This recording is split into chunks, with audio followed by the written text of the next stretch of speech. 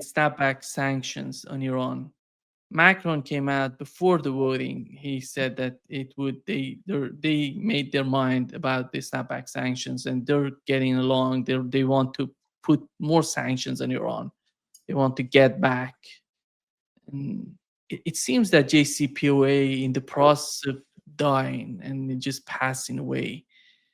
I don't know what is the outcome of what is happening right now between Europeans specifically, because these sanctions are all about Europe. It's not about the United States, because the United States has decided to withdraw during the Donald Trump's first presidency. Quite Go right. ahead. What's your take on that? Well, I think this has to do with two things, neither of which has really got much to do with Iran. One is that the Europeans have come out, rhetorically at least, fairly toughly against Israel. And they are compensating in their own politics by being tough on Iran. That's one thing. This is managing domestic political cross currents. The second thing, very important, I think, and maybe the driving factor, is that they are trying to appease Donald Trump. They do not want to break with Donald Trump. They are hoping that they can reverse Donald Trump's disinterest in their war in Ukraine. As I've said before, President Trump has quite cleverly, I think, passed the buck to the Europeans on the war in Ukraine, positioning the United States to make money from arms sales to Europeans, which they will then transfer to Ukraine. This won't do any good for Ukraine, frankly. But Mr. Trump likes to fatten the coffers of his corporate backers, and the military-industrial complex is very happy with this. So I think the Europeans are playing to Mr. Trump here. And I don't see that Iran apparently made an offer to reprocess down the 60% enriched uranium. But Europeans are driven by other factors, not that. So that's my interpretation of it. I may be wrong. I mean, I think it's frankly very foolish. You ask the question, where does this leave us? I think it leaves Iran with diminishing options, less options beyond going nuclear itself, developing a nuclear weapon. So it's an unfortunate development in any sense. And I know, that it comes in the middle of another very important development, which I haven't seen much discussed, which is the conclusion between Pakistan and Saudi Arabia of a defense agreement, which contains Article 5 NATO-style language, that an attack on one would be an attack on another. This is a partnership which has been discussed for many years. I believe, in fact, that the Saudis financed Pakistan's development of a nuclear weapon on the understanding that it would be available to them when and if they needed it. And I know that there have been reports of sorts to Israeli intelligence over the years that say that there are, in fact, warheads that have been manufactured by Pakistan for Saudi use that are kept in Pakistan, but which could be delivered on short notice to Saudi Arabia. In any event, what appears to be happening at a minimum is some sort of extended deterrence from Pakistan covering Saudi Arabia against Israeli nuclear attack. And of course, after the Israeli violations of sovereignty of Qatar and other countries, and their statements that they're prepared to do that again as they see fit, the requirement for deterring Israel is now a very live one in the minds of all the Arabs. And I'll just conclude on this by saying that as the Europeans proposed to increase pressure on Iran, other things are happening in the region. Egypt has now violated the restrictions on the number of troops that it can maintain in Sinai. It's got 40,000 troops there. It also has air defenses that were prohibited. It has moved troops to the Philadelphia corridor border with Gaza.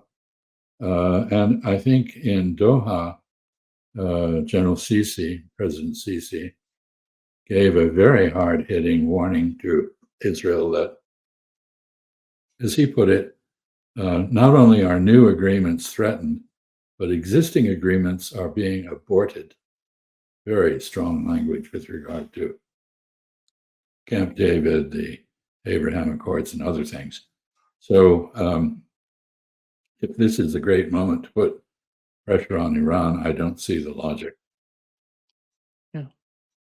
Ambassador, here is what's going on in Iran is somehow interesting, how things have been interpreted in the domestic policy.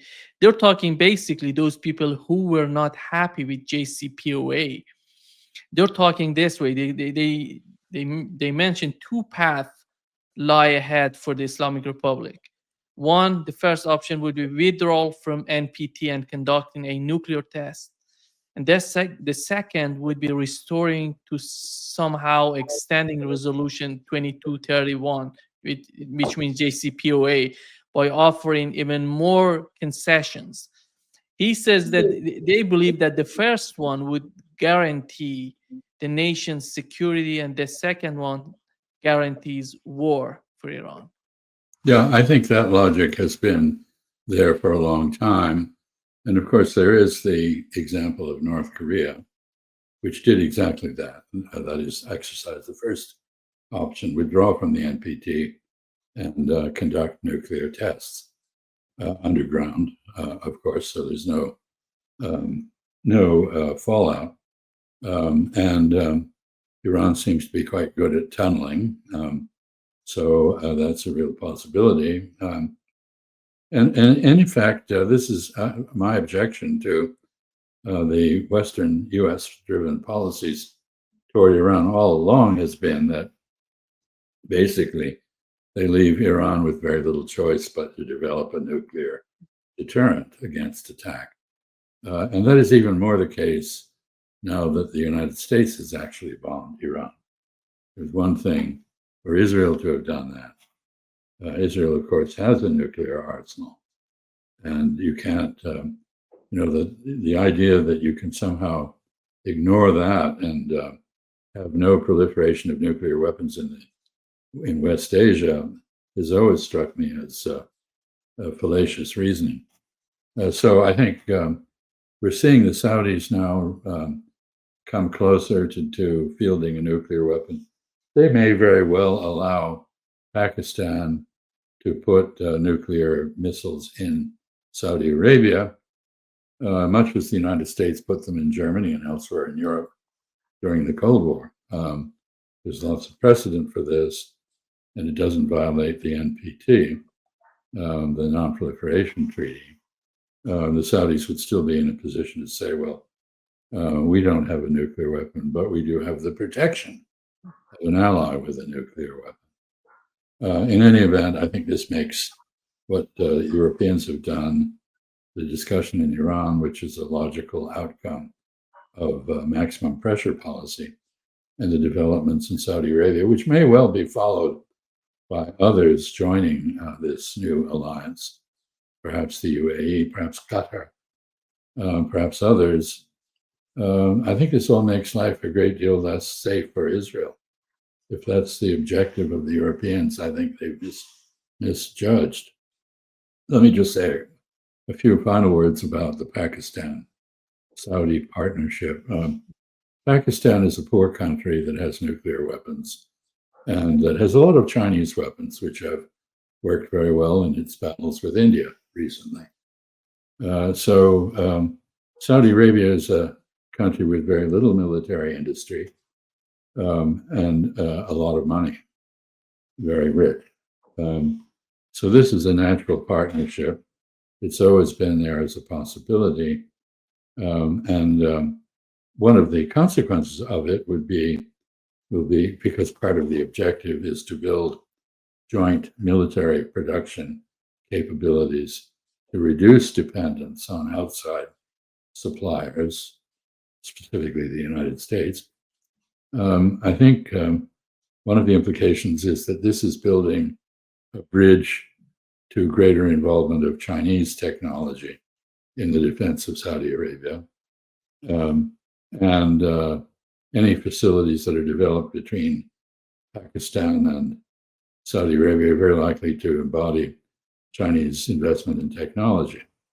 So from the point of view of the United States, which for one reason or another, and I don't share the logic behind this, has decided that China must be blocked everywhere, this basically is very good for China and not good for the United States.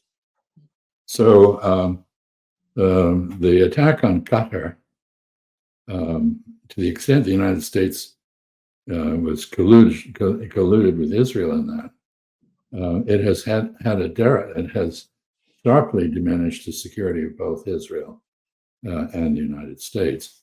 And we haven't heard yet from Turkey, which, of course, saw the meeting of the Organization for Islamic Cooperation in Doha as a big opportunity to assert its own leadership in the Islamic world. And I think as others move closer to crossing the nuclear threshold, we're going to see the Turks react too. This is unsettling what is happening. Donald Trump is talking about getting back to Afghanistan, the background base in Afghanistan, to take care of China, Ambassador. It's not, if they go there, it's not just about China, it's going to be Iran, Pakistan, and they want to. Do you think that would happen? What is he trying to say? That even, let's assume he has that in his mind. Why is he talking about it? Well, he's put forward a number of really quite wild strategic ideas. Annexing Greenland from an American ally, Denmark, taking back the Panama Canal from Panama, despite treaties and other agreements. And I think this is in that mold. That is to say, it's a wild idea. The strategic logic of it is obvious. Bagram is a very central location, strategic, as you indicated, outreach to many places in southern Central Asia. But there's a small problem, and that is that Afghanistan is controlled by the Taliban. I suggest that there may actually be, on the theory that where there's smoke, there's probably fire, there may be some kind of under-the-table discussion going on between the United States and the Taliban that, if you let us back into Bagram, we'll do all kinds of wonderful things for you. But the wonderful things we might do, we're now incapable of doing since we abolished the U.S. Agency for International Development. And I don't think, much as Bagram may be important in the eyes of President Trump, I doubt that the Congress would be very enthusiastic about subsidizing the Taliban for various reasons, not the least of which is that despite Donald Trump's assault on wokeness, feminism is alive and well in the United States, and it's pretty dead in Afghanistan.